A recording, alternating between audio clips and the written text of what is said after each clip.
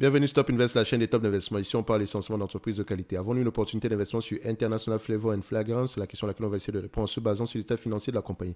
Je rappelle que ceci représente uniquement mon point de vue et non un conseil d'investissement. Et comme d'habitude, je me réserve le droit de me tromper. C'est une demande spéciale d'un abonné Top Premium. Je rappelle que le lien vers le service Top Premium est dans la description de la vidéo.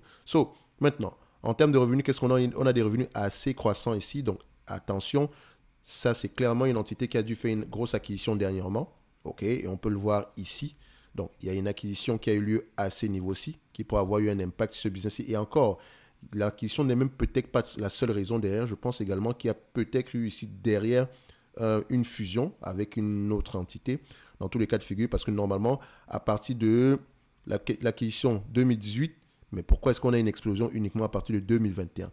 Donc, il y a quelque chose qui s'est passé à cette période-ci, aux alentours de 2020 par là, ou bien début 2021. Donc, il faudrait aller vérifier pourquoi. Donc, je vais également aller regarder le capital expenditure. Parfois, on peut voir là. Donc, il y a de grandes chances qu'on ait à peu près eu une acquisition à ces niveaux-ci. Donc, quand on regarde également le CAPEX par rapport aux revenus, est-ce qu'il est plutôt resté sur la même tendance? Oui, plutôt sur la même tendance ici. D'accord? Donc, il y a une acquisition, il y a une fusion quelque part ici. D'accord? On va également constater, même si je n'ai pas l'information par rapport à l'acquisition à ce niveau-ci, il y a toujours des éléments pour aller vérifier cela en regardant à peu près la dépense en capital, en regardant à peu près également le nombre d'actions. Est-ce qu'il a augmenté? Il a drastiquement augmenté ici.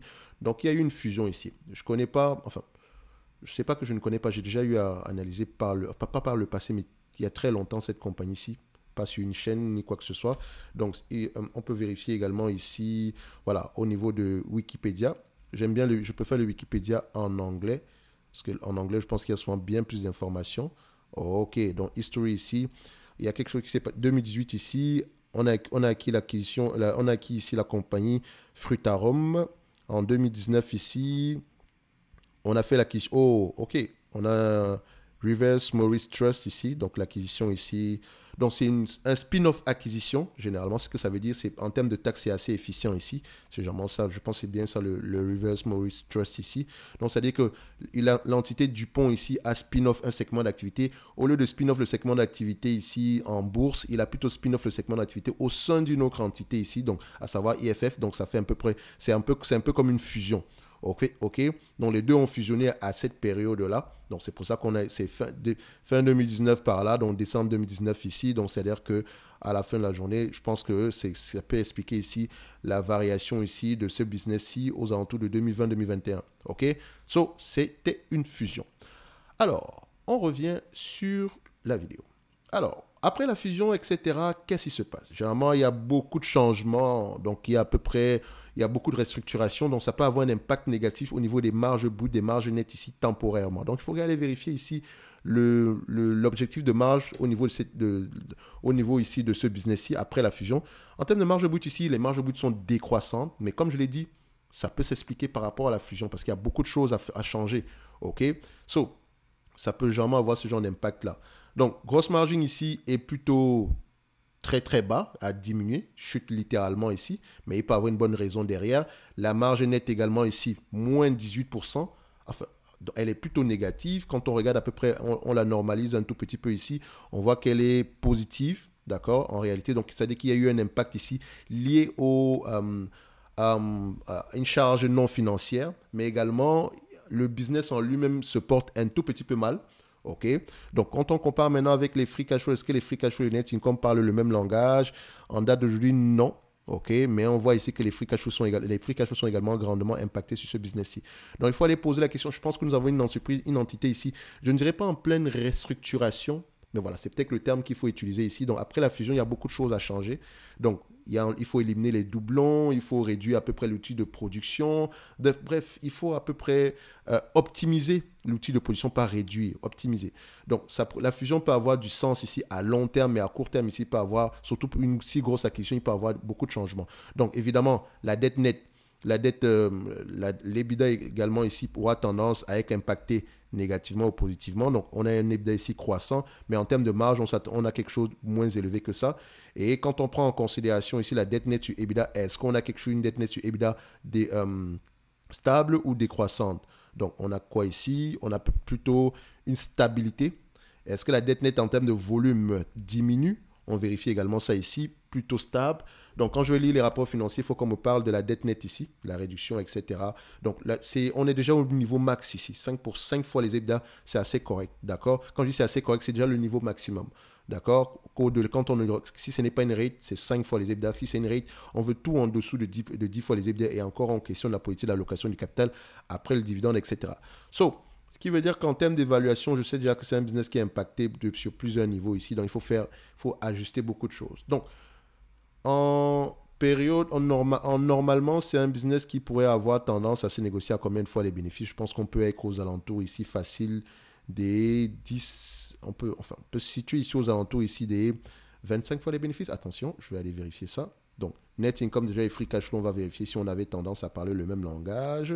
Free cash flow, on vérifie par le passé. Oui, parfait. Donc, on peut prendre les prices sur free cash flow ici. Alors, ça donne quoi? Ça donne à peu près ici, bon, je prends l'ajustement. Next 12 months. Voilà. C'est un business qui peut se négocier à 20 fois les bénéfices par là. Peut-être parce qu'elle est leader dans son activité, etc. OK. Donc, on revient ici. En termes d'évaluation, ça va donner quoi?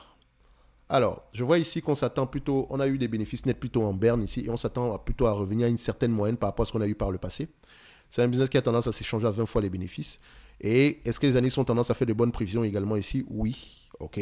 Donc, on peut avoir tendance à souffrir sur les mois à venir, mais c'est quelque chose qui est peut-être temporaire. Donc, il faut aller vérifier si c'est vrai, d'accord, en lisant les rapports financiers, dans la compréhension du business model, etc. Donc, d'ici 2025, quand on reviendra à la normale, et encore, vu l'acquisition qu'on a fait ici, si on a fait une grosse acquisition juste pour avoir les mêmes bénéfices nets que précédemment, il faudra aller vérifier pourquoi. D'accord? Est-ce que cette acquisition-là va nous permettre... Enfin, est-ce qu'il faudra aller regarder la raison derrière l'acquisition en question? OK? Donc, à 20 fois les bénéfices, si on va se situer aux alentours de 103 euros, 103 dollars plutôt, 103 dollars moins la dette nette. N'oubliez jamais, la dette nette en date d'aujourd'hui. La dette nette, on est à peu près, nous avons combien en date d'aujourd'hui? Quarterly, 103 moins 42. Donc, 103 moins 42. On arrive à peu près à 61 dollars à l'action. Donc, on va se dire que pour la dette nette en question, pour le niveau de dette nette en question, on a à peu près, le prix actuel est juste correct. OK, en prenant en considération la dette nette. Donc, si elle a tendance à rembourser la dette nette dans le futur, etc., la valorisation aura tendance également à augmenter. Donc, on va se dire ici que quand je dis correct, on est à peu près... Celui qui achèterait cette compagnie-ci doit regarder à peu près que dit le management par rapport au remboursement de la dette, qu'est-ce qui s'est passé sur les derniers mois, qu'est-ce qui explique la diminution des marges ici, parce que ça peut être intéressant au prix actuel. Ça peut être intéressant au prix actuel. En prenant en considération la dette nette, on se rend compte que voilà, le prix actuel est correct. Mais également, si on en vient à rembourser la dette ici, on peut avoir une entité qui aura tendance à se négocier à des prix plus élevés que ça. Donc, il faut rester prudent ici. Peut-être également, vu que le management, le marché paye une vingtaine de fois les bénéfices précédemment, ça ne veut pas dire qu'il va continuer à payer 20 fois les bénéfices jusqu'à la fin des temps. Donc, il faut prendre 3 niveaux de PER. Donc, j'aurais pris 15, 17, 20. OK?